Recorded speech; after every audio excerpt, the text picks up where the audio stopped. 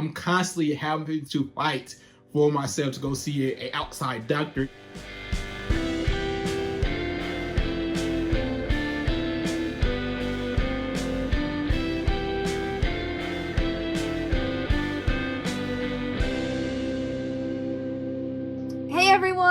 Welcome to the BPD Bunch. I'm your host, Xannie, and today I'm here with Carys, Darren, Jack, Solène, and André. Where in the world is everyone coming from today? I am coming from Southern Ontario, Canada. London, England. Atlanta, Georgia, United States. I'm joining from Dubai in the UAE. I'm recording once again from Southampton, the United Kingdom. And I'm coming from New Mexico in the United States. Today we are going to be talking about navigating healthcare systems when you live with BPD. If this or other BPD related topics interest you, please make sure to like, subscribe, and turn on your notifications so you do not miss a single episode. To start us off, can you share your journey in seeking mental health care for BPD? What were some of the biggest hurdles that you encountered? I was diagnosed in the military. I got a questionnaire.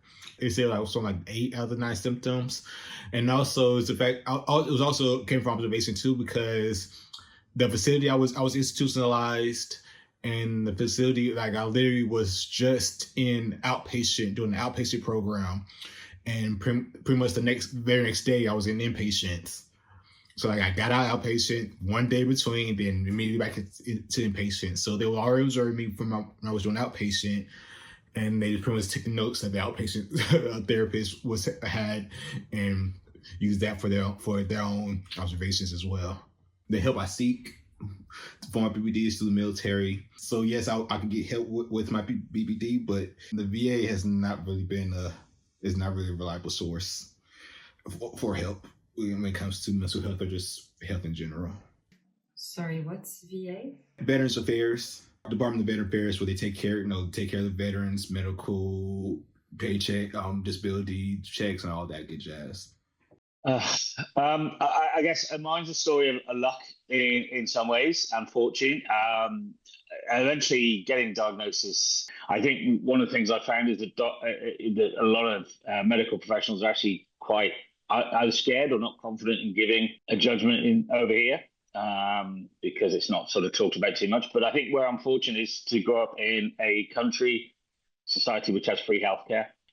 That's a good thing, but it's also a bad thing, because it means when you do get the diagnosis and you go, you try to get help from there, there is a huge waiting list. But the other side of the fortune is that I am fortunate enough to be able to afford that I can do my own. And so I took myself out of the free healthcare system to free up a place in the waiting list. I didn't know that NHS also provides free therapy, like counseling, like talk therapy? To an extent, yes, to an extent. So the National Health Service, the NHS for short, is basically available to everyone in the UK. It's not as extensive as what you can get privately or through your own sort of, but yes, it is available. But the wait list, I mean, where I am, it was 3 years wait list. Jesus. And a lot of people don't make getting through the wait list, if you think about that which is tragic. So anything we can do to sort of relieve that, as I say, the fortune of being able to not have to wait, I had to take it. So I am lucky to be in Ontario, Canada, where we have socialized medicine, and a lot of that does include the diagnostic process as well. However, I think Darren probably might understand what this is all about a bit too, having the NHS. But I was on a 1-year wait list to get a diagnosis. And then after my diagnosis, it was 15 more months until I was able to get into a DBT group. Do you remember what the actual process was when you went in to be assessed? Oh, so that was during COVID. So I didn't go in to be assessed. My assessment was on my lunch break while I was back framing on a residential construction site in the cab of my truck on Bluetooth with the psychiatrist. So did they just asked you a bunch of like inventory questions? Yeah, he emailed me 3 inventories, told me to print them and fill them out and then email them back. So I did. And the borderline personality disorder inventory that I took, I ticked 7 out of 9. So he was like, what does that tell you? And I said, it tells me that I quite likely have borderline personality disorder. And he was like, excuse me, would you like to try again? And I was like, I do have borderline personality disorder. And he was like, there you go. I asked if you remembered because I don't remember like specifically. I've taken tons of those inventories at various times, but I was told so many different points in my journey that I had BPD or probably had BPD that there isn't a specific memory where I can say for sure, oh, I did this inventory and then I got my diagnosis. The biggest hurdle to healthcare, accessing healthcare and mental health for myself was me, because I was in a place of denial. I knew that I'd had this thing. I'd looked up the symptoms like online and it all pointed towards BPD, but I was still in denial of thinking, well, maybe I'm just agreeing with whatever pops up in the search browser. I'd been having a breakdown of relationships around me, family, friends, like, close relationships, and it was just getting worse and worse and worse. And the final straw was, just before lockdown started, actually, that Christmas, I actually made an attempt to step off the planet. And as a result of that, I then came into contact what's known as over here as the crisis team. So the crisis team are basically when you're in deep trouble, something's happened. I was under the crisis team for a while, and then from the crisis team, I then got referred to what's known as a community mental health team. So then community mental health team, that includes a psychiatrist and mental health workers. So during that time was when I actually got access to a formal diagnosis for EUPD. Once I was under the community mental health, there was a lot more services that were accessed, but unfortunately there are quite long waiting lists for access to a lot of services. So there's a couple of times when I thought, is it really worth bothering? So I think a lot of people would at some point just give up. If I didn't have my supportive friends and people, without that, I might have just thought, I just can't be bothered. One of the things that's important to mention is that when I was diagnosed, I was 15. I was still under my parents' care, so they did a lot of advocating for me, and I was under my parents' insurance, so that aspect was not something that I really needed to think about. However, because I was diagnosed in 2004, attitudes towards BPD were way worse than they are now. No one in my family had any idea what it was. I went in actually for an eating disorder, and then they noticed all these other things, and that was the first time I was diagnosed with BPD. But a lot of providers after that would kind of walk on eggshells around whether or not they wanted to commit to that. And some told my parents, like, well, we can't really tell her she has BPD because she'll make it her whole identity, and then any of the symptoms that she isn't currently experiencing to a severe degree, she will take those on and make those everything that she's about.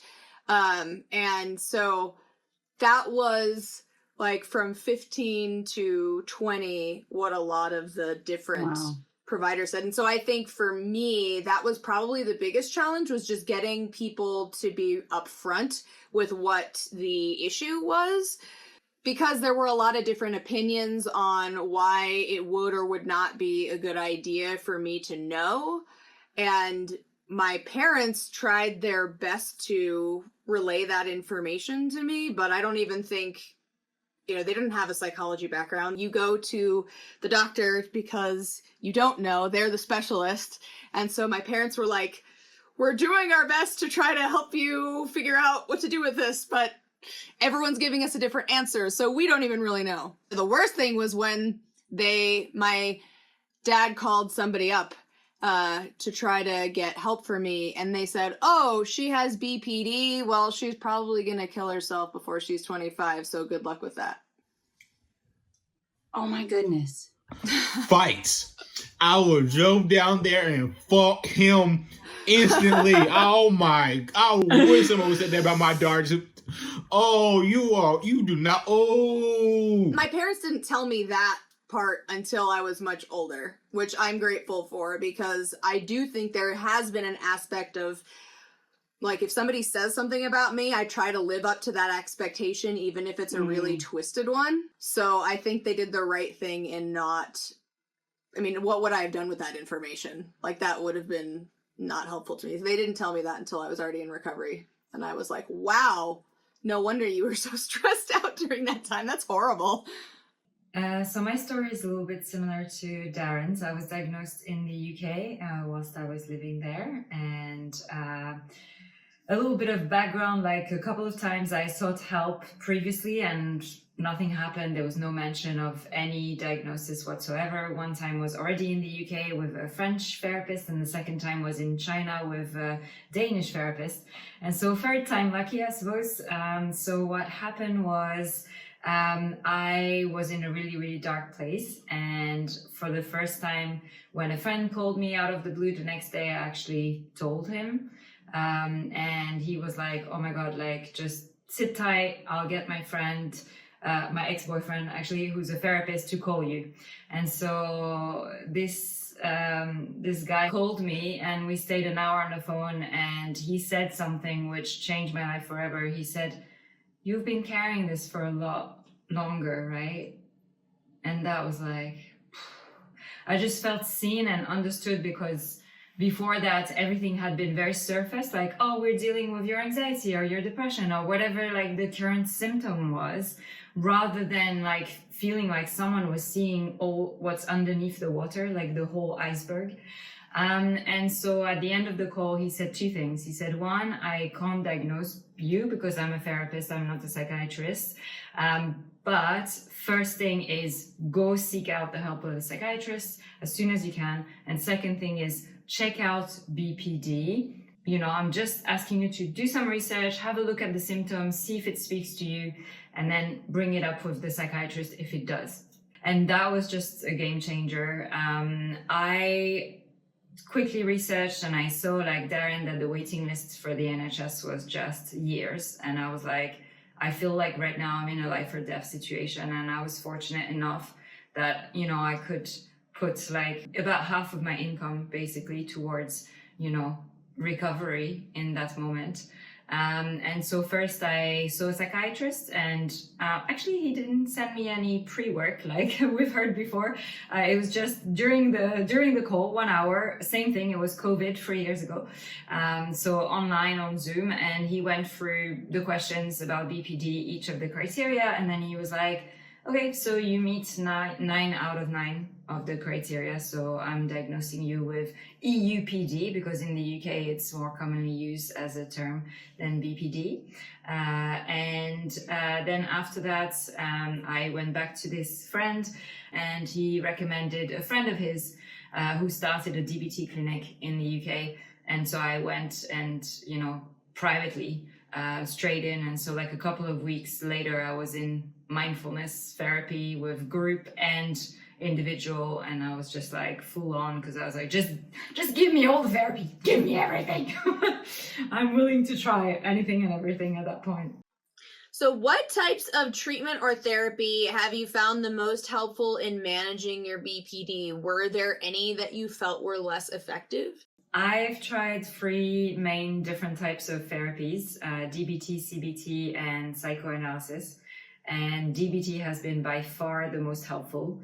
And I would say psychoanalysis has been the least helpful. I felt like just talking at no end. And yes, there was a temporary release of like, I talked about things, but then just straight away coming back into life. And yeah, so I thought that was the least helpful. DBT was the most helpful because, on the contrary, it had a lot of skills. And also I felt very understood and seen, And I really benefited from the balance of like group and individual. I learned a lot from my peers, and also it was great to be heard like individually. I'm the opposite. I like the psychotherapy side of it more than the DBT and CBT that I tried. They weren't very helpful in my opinion. So be able to talk more, because honestly, I don't get to talk very much around in my circles, my family. I'm the quiet one. So being able to talk about my issues really helps me a lot, because I feel like I'm actually being heard, at least for once in my life. But so yeah, just having my own therapist I can go and talk to for at least an hour a week, I'm happy with that. That gets all the stress, anxiety off my chest, and I clear my mind and think for a good minute. Similar experience to Solène. Yeah, done all three, but equally, I think at varying stages, I found benefit to all of them. Similar to what Jack was saying there were a lot of, at some points I've just needed to talk, and I've just needed to get it out and express myself, because there's stuff that I haven't expressed pretty much my entire life that I've kept inside. And so the opportunity to express that and to get that out was huge. And that was sort of an early point. And now I've sort of, as I've developed, I've matured. Equally, I've also sort of, I've become a lot more comfortable. I think it's changed my requirements, and I think DBT plays a huge role. But don't be shocked if that changes again in my life, and it will change in other people's lives. At certain times, you're going to need different treatments. I can definitely agree with the different times makes a huge difference, because for me, psychotherapy before I had DBT skills was not helpful at all, because I ended up spending most of my sessions just trying to figure out how to outsmart my therapist, because I didn't have any self-awareness.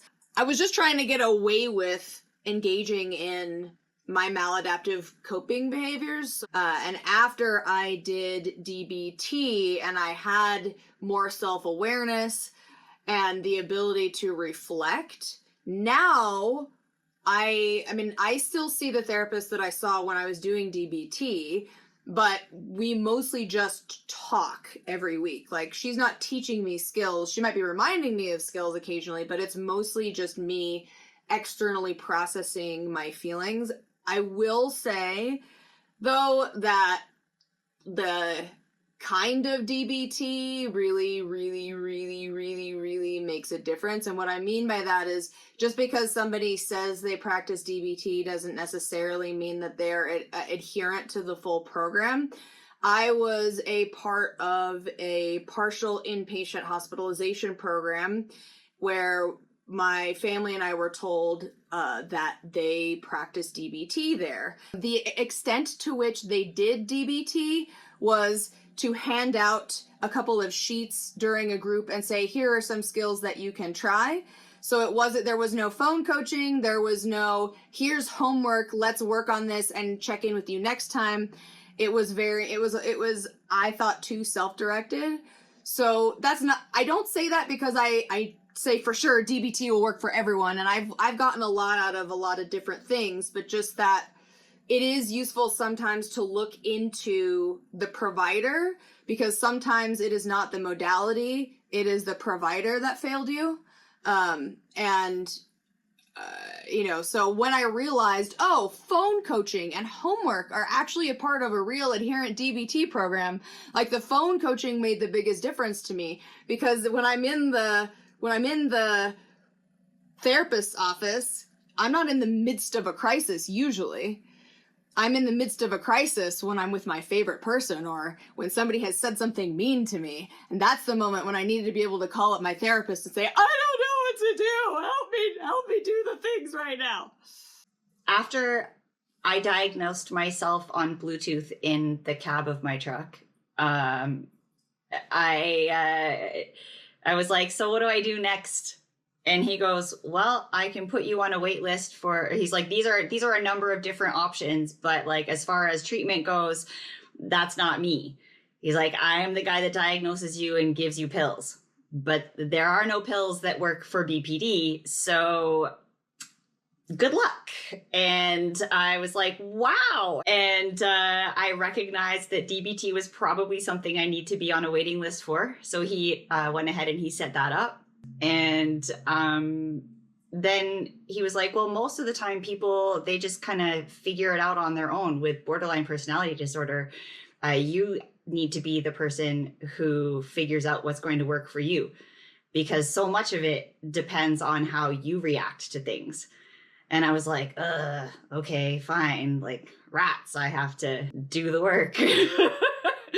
So I actually went on to Spotify and I found the DBT and Me podcast, where these two ladies started to run a DBT group that they used to do in person. But since it was COVID, they did one virtually. And it was just the two of them, like in their houses, like separate from one another. And they just pretended they were running group. And so I did that like the whole way through for the first time while I was on the waiting list. And then I was able to go back and like, hey, I'm having this issue. I didn't have a manual or a book or anything like that, but I just went back through their podcast, like episode list. And I'm like, that resonates with me today. Let's see, what skill can I learn today? So that was my first time through it in DBT. When I took it proper, which isn't what you just described, Xannie, but it's a heck of a lot better than other things that I've seen. I still didn't have phone coaching, but I had a weekly meeting where I was on Zoom with a group. And it was really helpful for me, the peer interactions specifically, because I wasn't yet able to see myself, but I could see myself through others. And seeing myself through others helped me develop the lens necessary to see myself. Listening to Carys is just so many things resonated with me. Firstly, I think that the effectiveness of therapy is going to depend on what other, outside of, say, the BPD, EUPD, what other diagnoses you have. The least effective for me was the basic phone talk therapy, because I just felt quite frustrated for my own purpose. I won't blame the therapist. It was probably I wasn't ready myself. And this was before my real major crisis point. But for what I remember, for instance, this guy kept on repeating my name. And I found that so infuriating that I couldn't concentrate, because he kept saying, "So, Andre." And I was like, and I thought, dude, I know my name. Stop saying it. So a female therapist, I think I've been much more successful, weirdly enough, with the female therapist than the male therapist. So that's a lot to, we talked in a previous episode about the difference between male and female. And I think I've grown up as a bit of a bit of a girly man. So I've always had a lot of female friends and love to have deep conversations. So naturally, I think the therapist, it feels like I'm replicating those happy moments. DBT, again, was good, but I felt like it was more of an instruction manual as opposed to, I just wanted to deal with deep stuff because I'd spent my whole life wanting to talk about this happened, that happened, and I struggled. And currently, I'm now undergoing something which is, for what I've heard, a deep trauma therapy, which has been absolutely amazing because the lady that I'm working with, we do our talks about stuff. She gives me some homework, and she's recognized that I love to learn. So like we'll watch videos together and things like that. So it feels a much more immersive and interactive process. I just want to say, Andre just said something that I resonated with. He said he's found himself more comfortable with the talk therapy with female therapists. I'm the same way, but really enough, it was always the men who helped me work through it better. With my female therapist, yeah, I feel good, be able to talk, get it off my chest. But with my male therapist, I've been able to actually work through a lot more of my issues. I don't know why it's that way. I feel more comfortable just talking about my feelings, but I'm willing to do more work with the men. Him saying that just made me realize that real quick. One of the best forms of therapy for me, I mean, nobody seems to have mentioned this, which is really funny, but it was actually joining the BPD bunch. So it doesn't have to be a therapy in the conventional sense, but meeting other peers who have been through it, like the bunch, that's been the major thing that's kept me in a wholesome place, because if I don't agree with what I might have learnt through therapy, I know that I could probably message one of the guys from the bunch and say, look, can we have a chat? You were mentioning earlier, Andre, that you're currently going through like a trauma therapy, and that's one of the things that I didn't think about it because I already didn't qualify for a BPD diagnosis anymore, but there are like lingering other issues that I've had. One of them is like these deep intrusive thoughts about death and losing those closest to me. So I did do DBT-PE, which is DBT prolonged exposure. It's an exposure therapy for dealing with trauma. And I went through with my therapist and worked through some of the traumatic memories of loss that I have that largely inform my current level of fear. And that was really helpful. I think you can definitely get to a place where you don't like need therapy anymore. But I'm one of those where, at least as long as my current therapist is practicing, I'm going to keep seeing her because I think I just keep getting better and better and better. And when she retires, I probably will not keep looking, but yeah. In what ways have you had to advocate for yourself within the mental health care system? Can you share specific instances where this was the case? I'm going through that issue right now. I had to advocate for myself because, again, all of my healthcare, physical and mental, is through the VA. So if I wanted to go through any outside doctor, I have to go through the VA no matter what. And y'all don't understand just how much of a hot pot of dog crap the VA actually is. All employees are overworked, understaffed. It's crazy. So I'm constantly having to fight for myself to go see a outside doctor just so I can have the basic minimum of seeing my doctor on a regular basis. Because right now, literally just go have a sit-in and face-to-face with my therapist, because I hate Telegram. I hate the video call therapy, phone call therapy. I hate all that. Just to have a face-to-face is a 3-month waiting period. Literally, veterans have died waiting for physical health and mental health. Like, so yeah, I'm constantly advocating with the VA, like, give me my therapy, let me clear up all this red tape and let me go see my outside therapist so I can actually get help and get better. It's not the individual's fault, it's the system's fault. So I think we need to be cautious of that. I'm 6'3" and I'm rather big, and it can look very intimidating for somebody. And so I'm very conscious of that. So I try to keep as calm as possible, because some people are, they're only doing what they can at times. And I think you've got to be conscious of that. So I try to always remember that it's the system rather than the individual who is saying no to you potentially that is the issue. So our healthcare system does not cover talk therapy. So we have diagnosis covered. We have certain treatment programs covered, but as far as individualized talk therapy, that's not. So that I was able to pay out of pocket. I did have some help with insurance, but it was also like a decent amount of it was coming out of pocket as well. And I'm thinking at some point my insurance dollar amount is going to end and I'm going to be stuck here holding the bag for the full amount. And I don't feel like I'm making any progress. So I sat down at the beginning of the session. It's actually the therapist I'm with right now.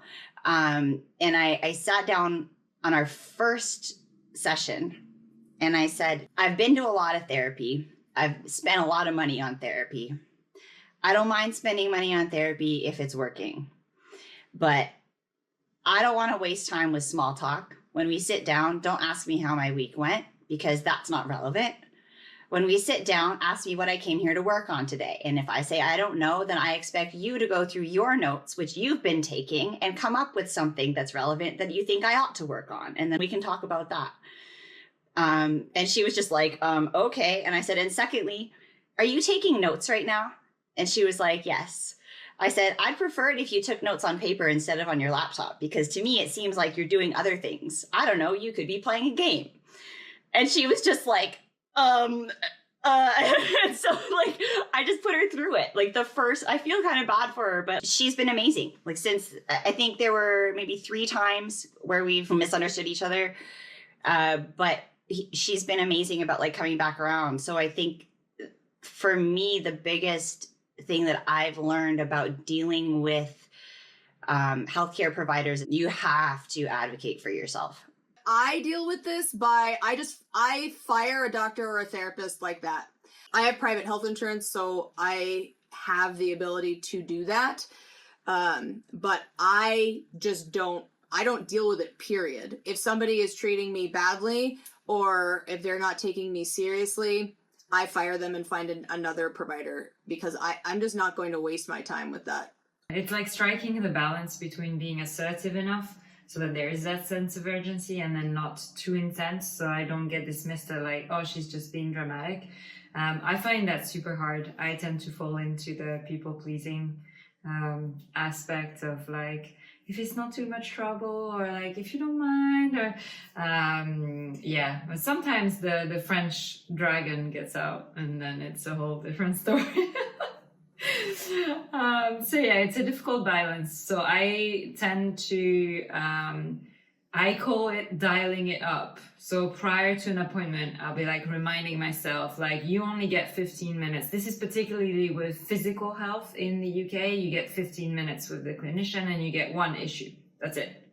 And so I tell myself, okay, I need to dial it up, like in terms of like speed and also urgency. Like, this is really affecting me like really bad. Like, we need to do something about this. And also always prepare a list of questions, and also have done a bunch of research ahead of time so that I'm like super clear as to, these are my symptoms, this is what I think the options are, like let's get straight to it. Every time I go to a new doctor in a new country, I have to explain kind of from the beginning. So maybe it gives me an opportunity to, be creative, adjust what I'm sharing with who at what point. And that's the main thing for me. It's like, who needs to know? What do they need to know? And for what purpose? I always ask myself those questions. In terms of advocating for yourselves, what I found actually worked for me best was asking a trusted friend to actually sometimes phone up the therapist or come to a doctor with me, because I found that I always had great success when someone else on the outside seemed to be invested in my treatment. So I've had a few friends sending emails to the psychiatrist or the therapy team expressing concerns that they felt things were taking too long to deal with. Ironically, I find that when people talk to me about mental health, they tend to speak to me more as if I'm a child, as opposed to when they talk about my physical health, which I clearly get treated as an adult of some life experience. So what I've also got into the trap of was just agreeing with stuff because I don't know the system well enough yet. So I've potentially allowed things, thinking, well, it might get better. So at that point, that's a time when I think you need to have maybe another trusted adult that you can say, right, can you intercede on my behalf and speak to this person so that doctor or therapist, whoever, knows someone else is watching what they're doing and holds them accountable. And that's worked very successfully for me in terms of navigating the mental health system, because like this is actually my first time going through it officially. So I didn't really know what to expect. So I basically allowed certain things that I wouldn't ordinarily have allowed, because I thought, well, maybe I'm just being a bit too fussy. So definitely having some form of advocate on your behalf, because a lot of us, quite clearly, we're struggling, and it's easy to say make plans before you go, but some days I get there and I've barely made it out of bed and had a shower before I've got to the appointment, so my brain's completely forgotten. The amount of times I've forgotten to take notes with me. So yeah, an advocate on your behalf, that's what's worked best for me in my personal experience. Yeah, I mean, when I was first diagnosed with BPD, my parents were my advocate because I was too young. And then now my husband goes with me to some appointments sometimes just because it helps to have somebody who's an external hard drive. I sometimes in the appointment, I'm like, I don't remember the things, and I'll forget to bring up certain things. And so he helps with that. What advice would you give to someone with BPD who is just starting to navigate the mental health care system? And or looking back on your experiences with mental health care, what lessons have you learned about seeking help for BPD? I want to jump in on this one because I get excited about this one. I feel like the biggest thing that helped me was listening to and watching other people's lived experience. Finding somebody that resonated with me, like that they sounded, the way they spoke sounded like the way I spoke. The way they described things sounds like the way I described things. They had similar things going on in their life than I had. And then what worked for them? And then I would research those things and try them out and just keep at it. Like, that's my advice. You know, find somebody's story that you can identify with. Observe what worked for them. Don't think it's necessarily going to work for you, but it's a good place to start. And then just start eliminating things as you go. Find out about a new thing, try it out. If it works, great. If it doesn't, set it aside, keep going. Like, tenacity, it's like the biggest thing.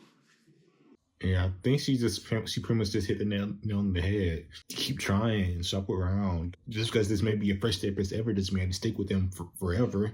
If you're not vibing, tell the therapist, I'm sorry, but this had to be our last session. I need to go find somebody else who can actually help me.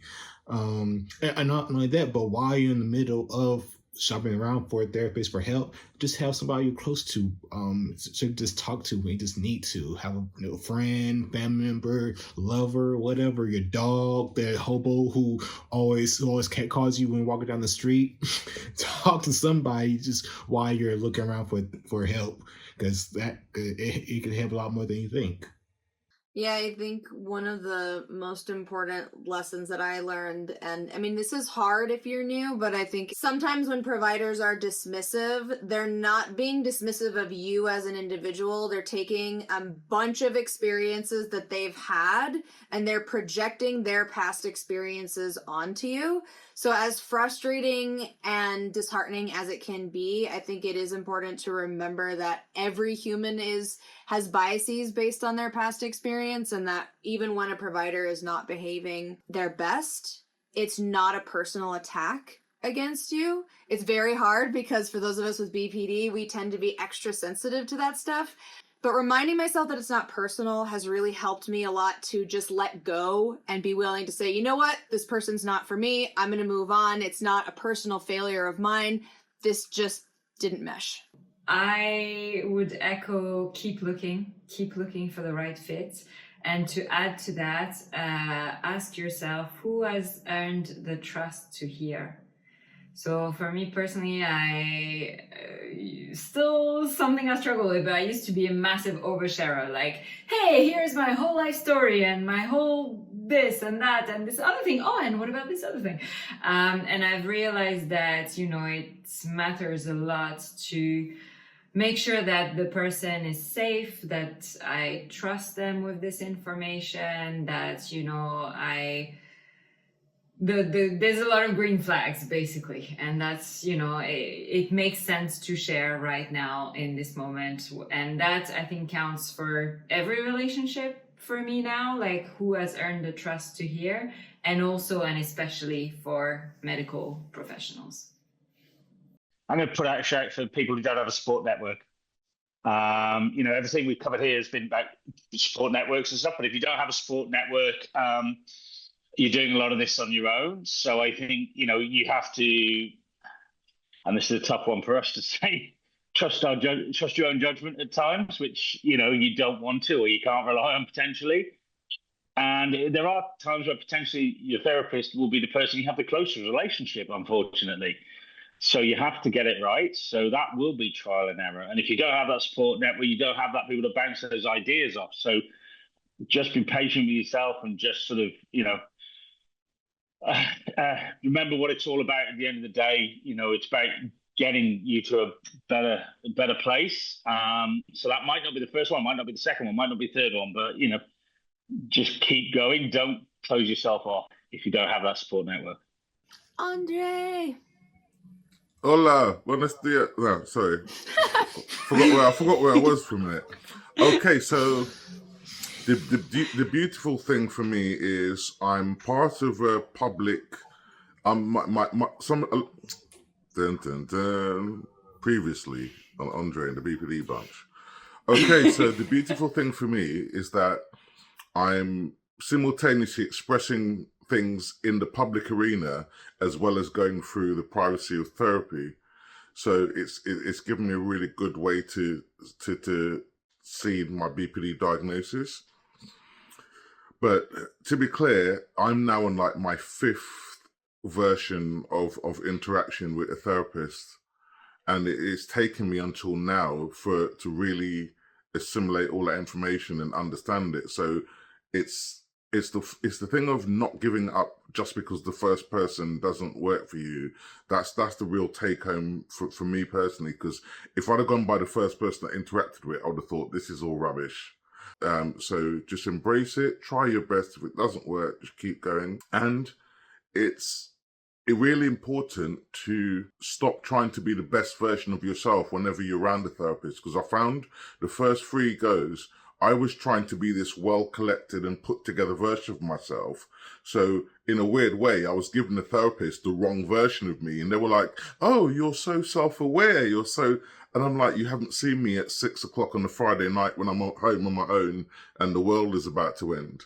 So I think, personally, a lot of people, they find embarrassment and shame in expressing how bad their symptoms actually get or how bad things get in life. And that, for me, that was the hardest thing, was I tried to pretend to be okay, even though I'm literally sat here in the room with a therapist and I wouldn't have got there, or a psychiatrist. I wouldn't be there if there wasn't something wrong, but I was still pretending that, oh no, this is fine. It's just like a physical therapy appointment. So that's it. That's my 3 takeaways. Just try to be authentic with yourself, because it's so easy to try and be the version that you think the other person wants you to be. Thank you everyone so much for watching. We hope you got a nugget of wisdom to take with you on your journey. Friday we'll be back to share some of our stories and how we have felt dismissed by healthcare providers. And next Wednesday we'll be back with a brand new discussion topic. If you cannot wait until then, consider supporting us on Patreon. Our top 2 tiers are BPD Buddies and BPD Besties. Get early access to extended cuts of our Wednesday episodes. You can check that out in the link down below. We will see you next time. Peace.